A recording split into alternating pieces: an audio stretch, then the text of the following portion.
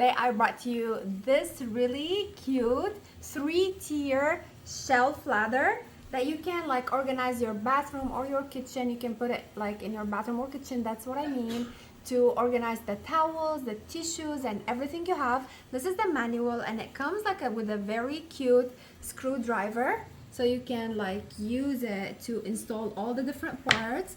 It has numbers, so the installation is super easy. It has like letters and numbers, and all you need to do is follow, like bring the part. This is A2 and this is A2, and you need to bring them and put them as it shows in the drawing. It takes less than 10 minutes to install it, so let's do that.